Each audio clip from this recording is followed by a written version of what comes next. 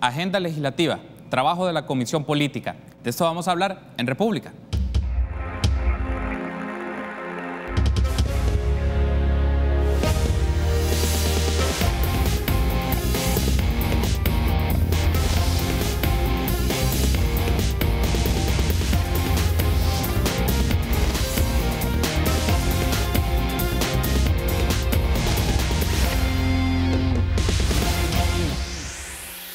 Muy buenos días, qué gusto que nos acompañen en una nueva edición de República. Les saluda Carlos Monterrosa, es un agrado que esté con nosotros por la mañana, jueves 20 de junio del año 2019. Como siempre, ofreciéndole a usted diferentes temas de análisis de la realidad de nuestro país. En esta primera parte vamos a llevarle la pista a la agenda legislativa, al trabajo de la Comisión Política de dicha institución, del órgano legislativo, pero a la vez aspectos de la coyuntura política concernientes a la actividad del Partido Arena. Y es un gusto para mí recibir a Norman Quijano, presidente de la Asamblea Legislativa.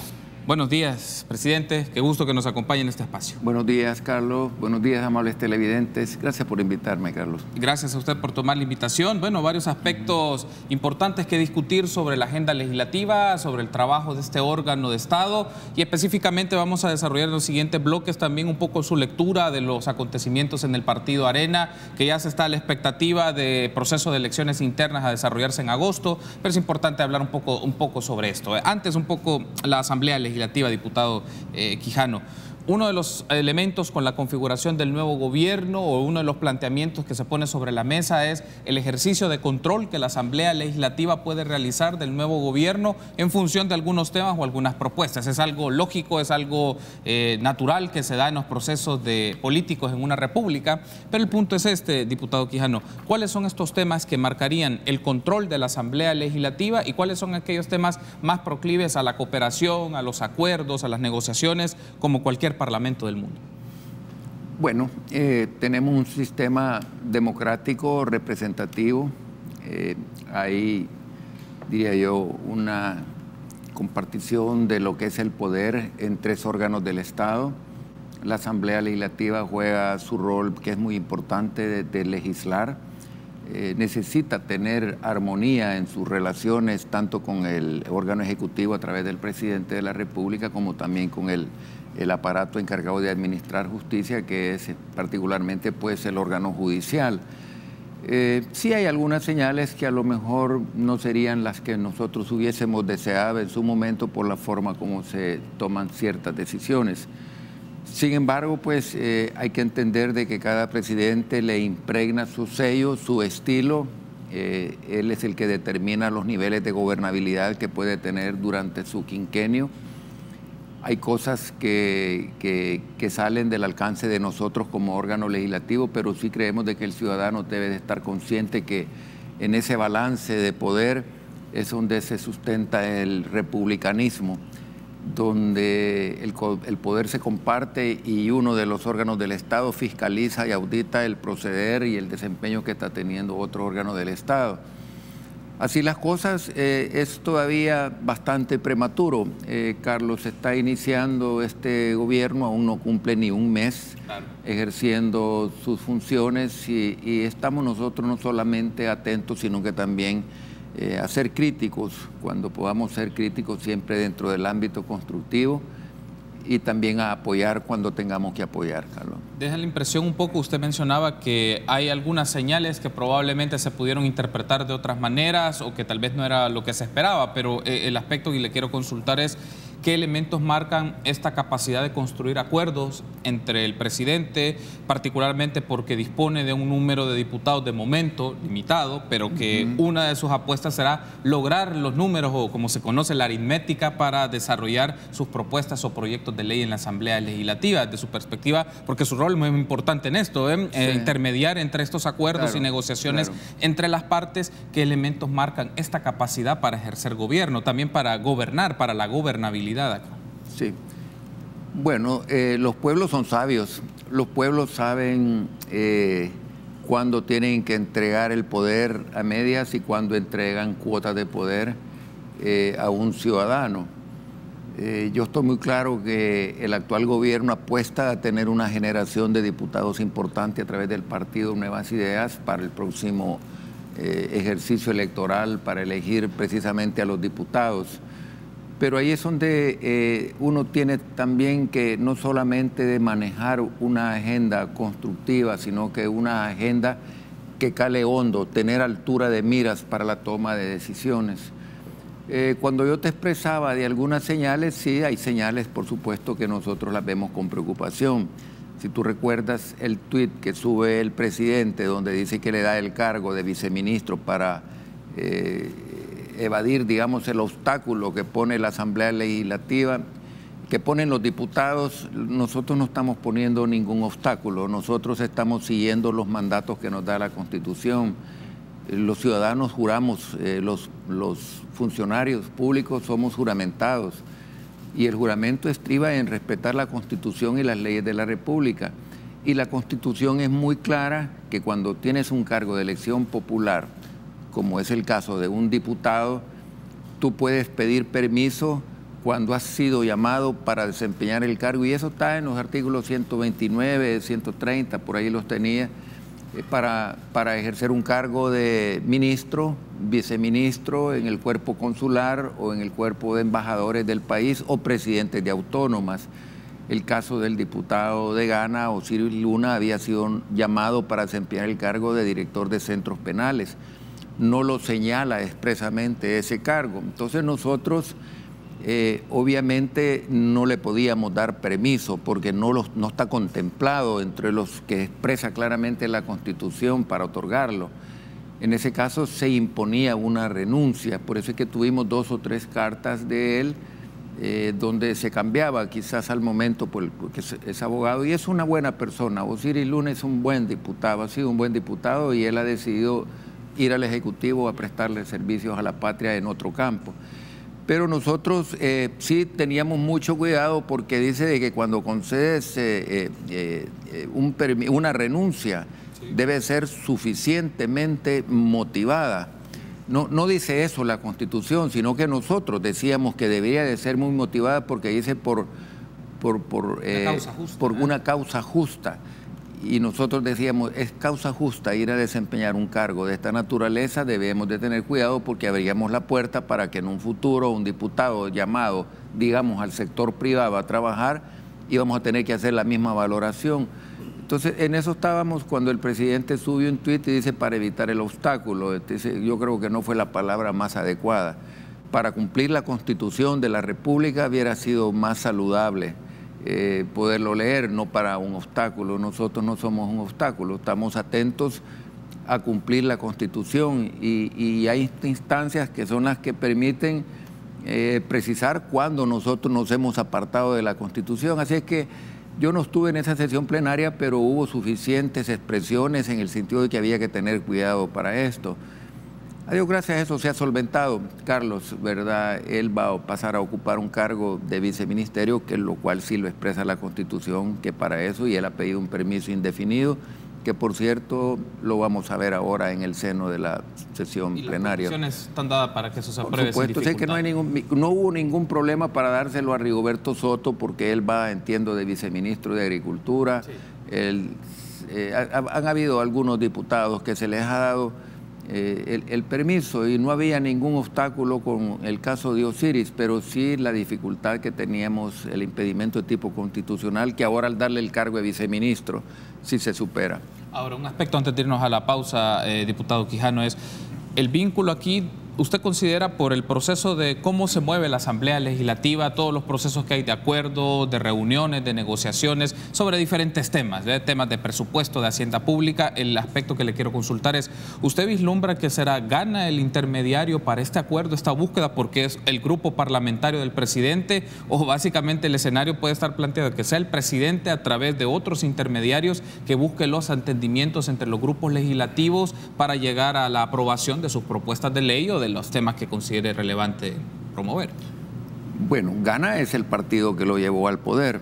En el momento que él buscaba ser candidato, Nuevas Ideas no estaba con todas para poder sustentar esa candidatura. Ghana es el partido que lo lleva al poder. Diputados de Ghana son los que están asumiendo cargos de responsabilidad dentro del órgano ejecutivo.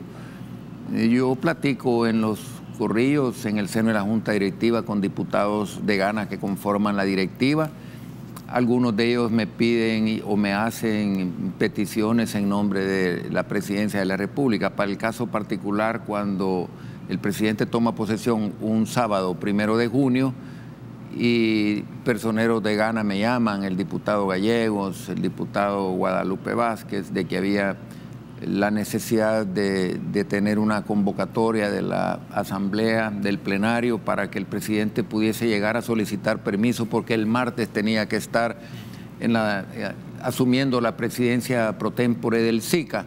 Y yo gustosamente, porque esa es una facultad que le da el RIAL, el Reglamento Interior de la Asamblea Legislativa, al presidente de la Asamblea, sin tan siquiera dudarlo, el mismo lunes yo estaba subiendo ya un tuit en mis redes sociales que convocaba a la Asamblea Legislativa a las 5 de la tarde, única y exclusivamente para recibir al señor presidente de la República y escuchar su petición de salir del país, que hubo algunas cosas que yo creo que ellos las van a ir superando. Uno debe de entender que siempre existe un proceso de aprendizaje. Me llamó la atención que para estas cosas siempre de la Secretaría de Asuntos Jurídicos de Casa Presidencial llega un proyecto de decreto. Sí.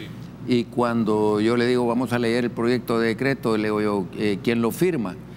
Entiendo que el señor Castro es el secretario de Asuntos Jurídicos. Y me dicen, no vino proyecto de decreto. Entonces yo me quedé sorprendido. Bueno, hay un proceso de aprendizaje y todos tenemos tiempo para aprender, y si se actúa de buena voluntad. Yo le ordené al gerente de operaciones legislativas que redactara el proyecto de decreto para que los diputados lo pudieran firmar inmediatamente, porque te repito que eso era el lunes a las 5 de la tarde y necesitábamos tener ese, que entraba inmediatamente en vigencia para que él pudiera salir del país el martes. Entonces, te digo, de nuestra parte y sobre todo de este servidor como presidente de un órgano de Estado, ha habido siempre buena voluntad, y yo te he dicho, en todo lo que sea posible vamos a contribuir. El salvadoreño lo que quiere es superar sus problemas, tener desarrollo social, tener buenos servicios del aparato del Estado. Muy bien, tengo que hacer una pausa. Al regresar hablemos un poco del COENE y de la actualidad del Partido Arena, que es importante escuchar su posición al respecto. Volvemos en minutos.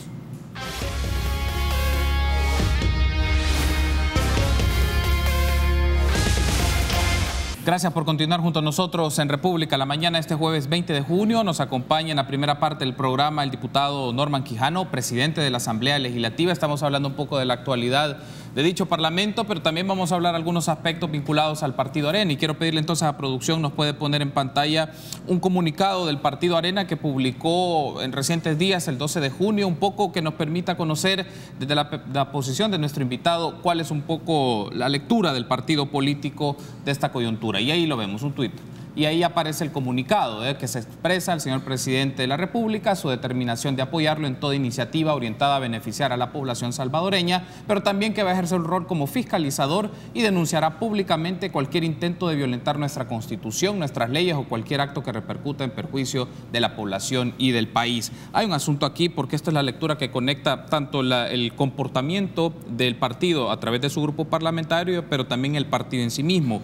¿Qué elementos va a marcar que el partido va a ejercer un rol de fiscalización, pero que a la vez la lectura que lo haga no signifique o que no le implique también un descontento electoral o que no le signifique un descontento de la ciudadanía, como por ejemplo lo estamos viendo en este momento en el caso del FMLN, y que para el caso del Partido Arena no se vislumbre un panorama o un horizonte un poco parecido a lo que está viviendo dicho partido político? Sí.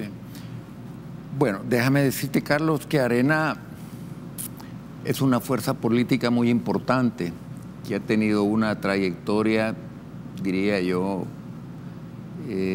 muy determinante en la vida democrática del país, que surge el partido en un momento quizás más crítico de la historia de nuestra patria, que no somos un partido de aventureros, somos un partido que el ciudadano nos ha dado 37 diputados y 138 gobiernos locales, que es el momento de poner las luces altas también en el partido por el último resultado electoral.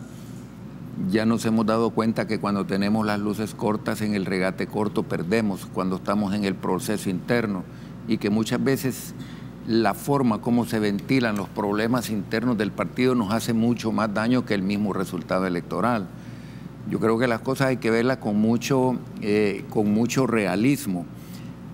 Arena no es un partido bisagra. Arena es una fuerza importante y va a depender en gran medida del comportamiento que tengamos los diputados del partido, sobre todo, para que podamos empezar a construir desde ya un resultado importante que genere ese balance de poder tan necesario en toda democracia.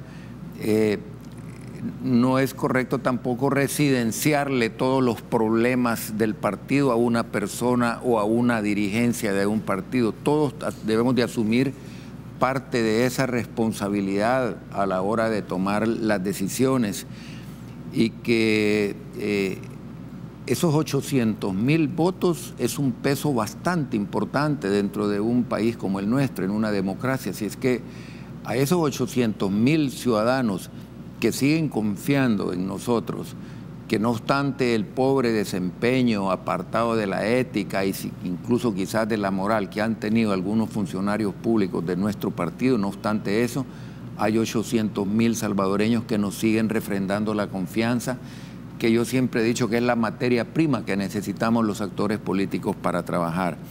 Así las cosas, nosotros marchamos a un proceso interno que yo esperaría que se convierta en la oportunidad de hacer una refundación de nuestro partido. Ayer un amigo me decía, mira, si es preciso que hay que cambiar la marcha, que hay que cambiar los colores, si hay que cambiar cosas, hay que hacerlo.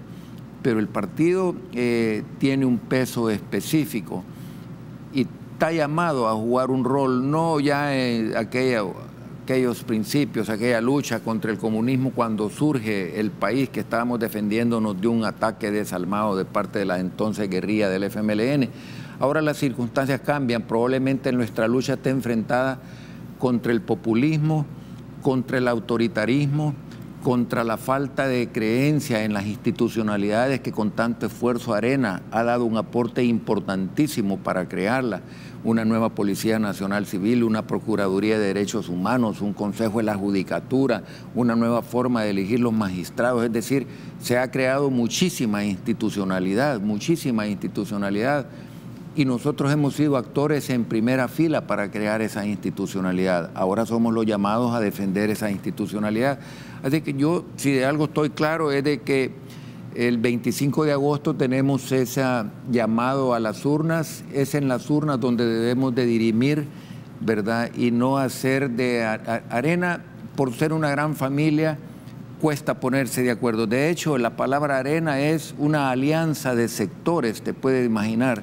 Una alianza de sectores, pues hombre, indudablemente que hay diferentes intereses, hay diferentes visiones, y va a depender de nosotros cómo podemos armonizar y conciliar todas esas diferentes visiones, cómo nosotros vamos a podernos seguir posesionando ante el electorado. Lo planteo de una manera, diputado, porque es una lectura más del partido. Usted me menciona que sí es necesario hacer la recomposición de aspectos que marcaron el inicio del partido. Ahora, en los tiempos que nos encontramos, ya no tienen que ver con ello, pero ¿qué implica una recomposición? Considerando que en Arena pueden existir expresiones mucho más conservadoras que quieren mantenerse con esa simbología de los años 80, con estas generaciones más jóvenes que tienen otras discusiones y quieren que otros temas sean parte de debate del partido de derecha, porque si no, si esa tensión se mantiene, lo entenderé, y escucharle sobre eso, básicamente se puede romper el partido, fracturar más, y básicamente se va a mostrar lo que al FMLN le está pasando ahorita.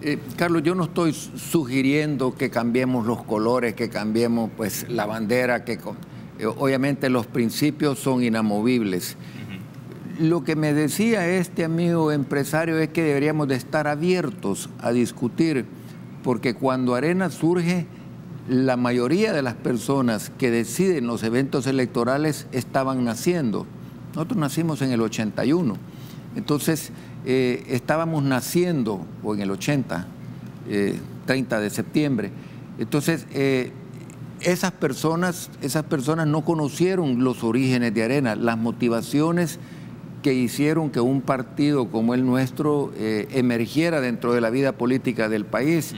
Entonces, a lo que me he querido referir en esto no es a que yo estoy pidiendo cambiar los colores, sino que debemos de tener una mentalidad totalmente abierta para que puedan haber diferentes expresiones que permitan encauzar al país. A mí me gustó una frase que dijo el líder muy joven y que tuve el honor y el gusto de conocerlo cuando él estaba en el Congreso de los Diputados, quizás como asistente de uno de los diputados, Pablo Casado. Él decía que los ríos son igual que los partidos, que los partidos son igual que los ríos, que a veces suben, que a veces bajan, pero lo importante es que lleven al mismo destino, ¿verdad? Los ríos a veces bajan, a veces suben, y los partidos, nosotros hemos tenido momentos, diría yo, álgidos en la vida política del país, momentos determinantes para el partido que hemos llegado hasta pensar.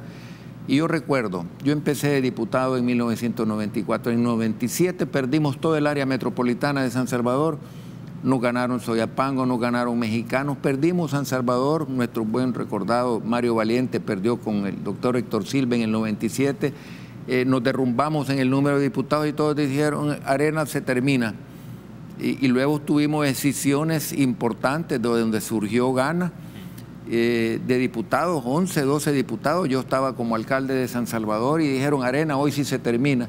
Es decir, hemos pasado momentos críticos en nuestra historia, pero siempre hemos sabido amalgamarnos de nuevo para enfrentar los retos que la coyuntura nos va exigiendo en cada momento. Quiero aprovechar también para pedir a la producción e incorporar otro elemento para ampliar su análisis, diputado Quijano, es sobre unas declaraciones que brindó Rolando Alvarenga al diario de hoy, que actualmente es el presidente interino del partido Arena, y eso nos permite a nosotros tener como una reflexión sobre esto.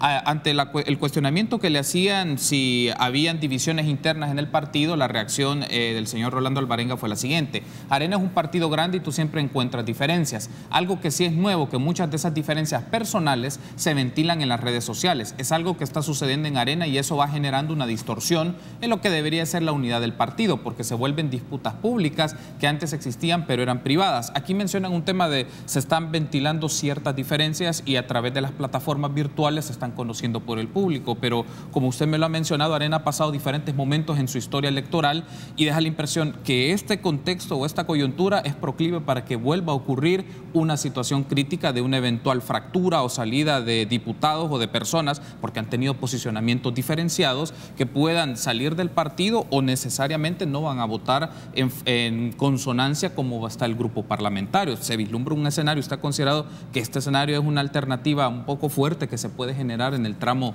de este ejercicio de gobierno?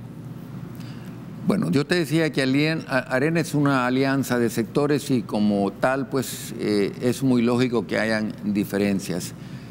Cuando uno se encuentra con calentura, con una cefalea, con un dolor de cabeza, que estás mal, que te sentís mal, tú recurres al médico. Y Arena tiene sus médicos también, que son la Comisión Política, que son el Consejo Ejecutivo Nacional. Hay instancias dentro del partido donde se comparte la parte puramente legislativa con la parte puramente, si se quiere decir, punitiva, que castiga cualquier conducta que a juicio de ellos el Tribunal de Ética se aparte de los cánones o de los principios del partido. Pero te repito, si te sentís mal vas al médico y nosotros tenemos que ir al médico y el médico debe de ser la Comisión Política, el Tribunal de Ética, el Consejo Ejecutivo Nacional y no los medios de comunicación. Hay partidos que muchas veces han mostrado ese hermetismo para ventilar sus asuntos internos. Últimamente parece ser que eso se les está olvidando. Yo no voy a mencionar qué partido, creo que el ciudadano sabe. Pero nosotros siempre hemos tenido diferencias, Carlos, siempre las hemos tenido. Yo en mi dilatada carrera las he visto siempre, pero las hemos sabido superar. Pero se superan con cordura, se superan con moderación, con altos niveles de responsabilidad, no ventilando en voz alta los problemas, sino que al interior del partido. Algunos dicen, al interior no, porque no me escuchan. Pues hombre, ahí es donde se debe de generar toda la polémica necesaria para que esos organismos realmente funcionen. Yo podría decir que a lo mejor muchas veces me muestro no muy satisfecho del desempeño de algunas de estas instancias, pero esas son las instancias que tenemos y a esas son las que tenemos que recurrir. No son perfectas, podrían estar conformadas de una manera distinta, pero bien, mientras esas sean las instancias, a esa es la que donde nosotros deberíamos de ventilar los problemas, hablarlos ahí dentro de esas mismas instancias. Y yo creo que eso sí nos ha hecho falta, y por eso te decía de que me atrevería a creer que más que el resultado del 3 de febrero nos ha afectado la conflictividad que en el mismo momento surge, Yo te decía de que no le podés residenciar, adjudicar todos los problemas de un partido ni a una dirigencia. Si todos los alcaldes, los 138 alcaldes, cada quien debe de hacer un análisis si realmente trabajó o si solamente trabajó cuando nuestro candidato presidencial llegó a visitarlo a su municipio y luego se cruzó de brazos. Los diputados debemos también hacer una autorreflexión. ¿Realmente todos trabajamos? ¿Realmente todos nos volcamos a pedir el voto para poder obtener una victoria? ¿O nos fuimos acomodando? Fíjate que en las elecciones presidenciales, y yo lo viví, en las elecciones presidenciales se da una cosa muy curiosa. Cada 15 años entiendo que se cruza la de alcalde, presidente y diputados. Cuando se da eso, el partido entero es una maquinaria trabajando, porque todos están en el terreno. El alcalde pidiendo el voto para ser alcalde y aprovecha para pedir el apoyo para el presidente, y los diputados igual. Pero cuando se da separada, como se ha estado dando en las últimas 2 elecciones, yo la viví, porque la alcalde y diputado había sido el 12, yo competí por la presidencia el 14.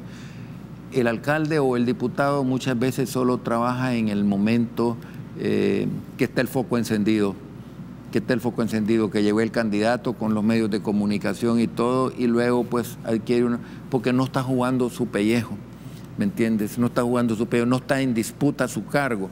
Entonces, yo creo que cada quien tiene que hacer su propia reflexión y preguntarse, y realmente yo di todo lo que tenía que haber dado para que se diera el resultado del 3 de febrero. Yo creo que si nos hacemos esa autocrítica vamos a sacar muchas conclusiones. Muy bien, tengo que hacer una pausa. En el último bloque ampliemos un poco más las circunstancias del Partido Arena, de las próximas elecciones del COENE y de las instituciones de dicho instituto político, y también retomemos nuevamente la Asamblea Legislativa y la Comisión Política. Volvemos.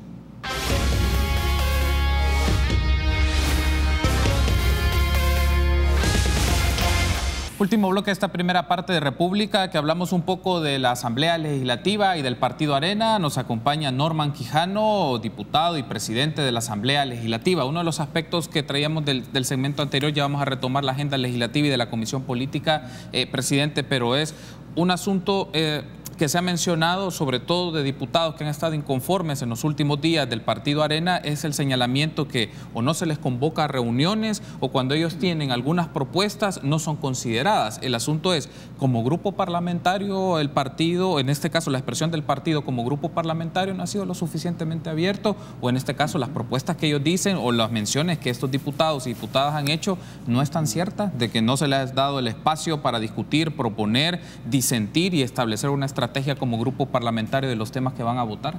Carlos, me ha hecho una pregunta que le corresponde responderla a la jefatura y a la subjefatura de fracción. Yo como presidente de la Asamblea me aboco mucho a la parte administrativa de la institución y no estoy en el día a día en forma tan precisa para los temas administrativos de la fracción. Es el coordinador y el subcoordinador el que hace normalmente la convocatoria, y no te sabría decir si los convocan o no los convocan. ¿Pero alguna comunicación existirá? Entiendo, cuando son las reuniones de grupo parlamentario, usted es parte de, o como presidente de la Asamblea Legislativa, no necesariamente se va a estas reuniones de grupo parlamentario, sino usted está más en las actividades político-administrativas de la Asamblea, o si es parte también de estas reuniones. Llego, por supuesto, soy miembro de la fracción y en muchas ocasiones he encontrado a diputados a los que tú haces referencia, los he encontrado que están, de hecho, en una reunión precisamente de fracción se dio aquella coyuntura que tú recuerdas, una fricción entre 2 diputados nuestros, es decir, una reunión de fracción, y ahí estaba involucrado uno de los diputados que se dice que no se convocan.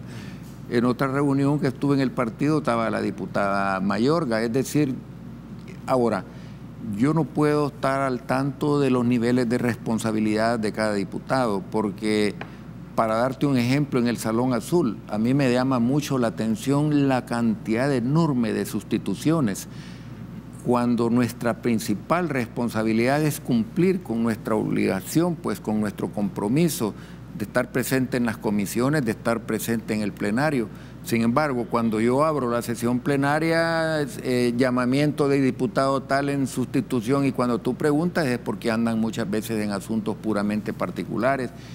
Yo no adquiero compromisos. Hoy tengo sesión plenaria convocada a las 10 de la mañana. Mi tiempo está libre desde las 10 de la mañana hasta lo que resta del día, porque no me gusta adquirir compromisos cuando tengo sesión plenaria. Entonces yo creo que todos deberíamos de actuar con el mismo nivel de responsabilidad.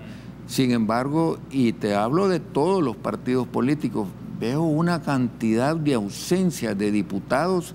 Es muy raro que iniciemos una plenaria con 84 diputados, casi siempre. De todos los partidos políticos. De todos los partidos, casi las plenarias, cuando yo pongo a verificar el quórum para luego someter a consideración la agenda, me dicen 63 diputados presentes, y me dicen, con 63 diputados presentes, digo yo, se abre la presente sesión. Y digo yo, bueno, si somos 84, ¿dónde están el resto? Los otros, ¿cuántos son? 21 más, ¿dónde están los otros 21? Y durante la plenaria, el movimiento de diputados, que uno llegan, que se retiran, que vuelven a llegar y viven en eso. Yo en mi carrera como diputado, cuando llego al Salón Azul a trabajar, a seguir los temas, a preparar una intervención, si va a venir una pieza o un dictamen en el cual yo tengo interés en dar a conocer mi posición. Pero entonces, por eso te decía, si convocan o no convocan, primero no es la responsabilidad mía como presidente de la Asamblea convocar a los diputados de mi partido a la reunión de fracción, es la responsabilidad de nuestro coordinador del grupo parlamentario. Ha hecho una mención relevante un poco de la forma como trabaja la Asamblea Legislativa, presidente Quijano. ¿En qué sentido?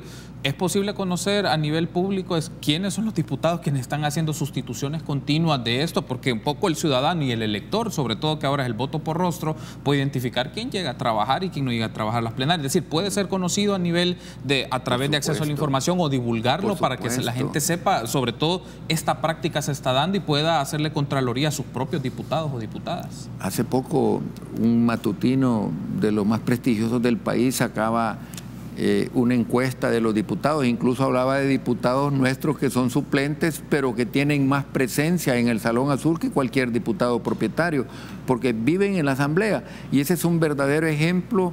Te diría, hoy no voy a dar nombres, ese es un verdadero ejemplo de que muchas veces el suplente asume con más responsabilidad que el propietario. Nosotros tenemos 2 o 3 suplentes que religiosamente están en la Asamblea Legislativa trabajando, y casi siempre en las plenarias sustituyendo a propietarios. Entonces, es de la responsabilidad de cada quien tiene que hacer su propia valoración, su propia evaluación. Yo me considero que tengo un alto sentido de responsabilidad.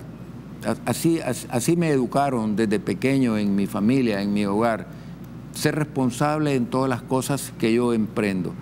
Y trato de serlo permanentemente. Cuando hay un motivo de fuerza mayor, sí de veras que tiene ser motivo de fuerza mayor para que yo no esté en una comisión que a mí me corresponde estar. Por ejemplo, teníamos el martes la reunión de la comisión política para escuchar ahí a los aspirantes al Tribunal del Servicio Civil que van a representar a la Asamblea Legislativa, pero me estaba chocando también con una comisión que entiendo que era la Comisión de Salud. Entonces, así las cosas, no podía llegar a la Comisión de Salud porque estaba con la Comisión Política. Pero esa es una cosa que es justificable porque hay una incompatibilidad en horario. Estaba convocado a la misma hora en 2 comisiones y tuve que privilegiar la comisión política porque esa la presido yo. Estoy por finalizar la entrevista, pero le consulto un aspecto más, diputado Quijano. Nuevamente regresando un poco al tema de las elecciones del partido en el COENA, ¿usted considera o tiene en algún caso expectativas de que se puedan inscribir ciertas expresiones o ciertas personas en el partido que no lo han hecho anteriormente y que ahora se ve una oportunidad para que asuman este reto o que se pongan a disposición de la militancia del partido para que vote? Usted tiene, no quiero utilizar la palabra preferencia, pero tiene la expectativa de que se nombre o que se postulen otras personas. Entiendo, por ejemplo, que el caso de Gerardo Aguad es uno de los que está interesado y para presentarse, pero hay otras personas que usted considera, bueno, es el momento de que sean relevos y que se presenten a competir. Hay una buena persona que no estoy autorizado para mencionar su nombre porque no sé si él finalmente va a tomar la decisión. Es un empresario joven que no ha tenido experiencia en un cargo público, pero que es una persona valiosa, un buen elemento del partido y que viene con una trayectoria, yo diría, inmaculada. Él va a decidirlo porque tenemos hasta el 31 de julio para inscribir aspirantes a la dirección del partido. Sí. A mí me han estado preguntando, aprovecho para decirte que yo no pretendo ni aspiro a un cargo de esa envergadura, primero porque estoy inhabilitado por ser diputado, tendría que renunciar a mi cargo de diputado y no puedo renunciar, primero porque no me permite la Constitución, no es una causa justificada para hacerlo. Y sigo dentro de mi mismo rol como diputado buscando siempre el beneplácito, la confianza de mis conciudadanos, porque me decían, ¿y cuál va a ser si tú nunca te metes en la dirigencia del partido? Nunca vas a tener el poder político. Yo les digo, a mí el poder me lo dan los votos que obtengo en cada evento electoral. Esa es mi fuerza, ese es mi poder. No es el poder político que me da ser miembro del COENA, de la Comisión Política. Nunca he estado en el COENA, nunca he estado en la Comisión Política, nunca he estado en el Tribunal de Ética, he estado ejerciendo cargos públicos con el poder que me dan ustedes, queridos compatriotas, y que no me canso de agradecer. Diputado Quijano, gracias por habernos acompañado. Ha sido un gusto. Gracias. La invitación está hecha para que nos volvamos a encontrar y llevarle la secuencia, el trabajo de la agenda legislativa y la Comisión Política y más del órgano legislativo. Gracias por habernos acompañado. Muchas gracias, Carlos. Pasen buenos días. Muy amable. Gracias por habernos acompañado. Permítanos una pausa. Continuamos con más entrevistas.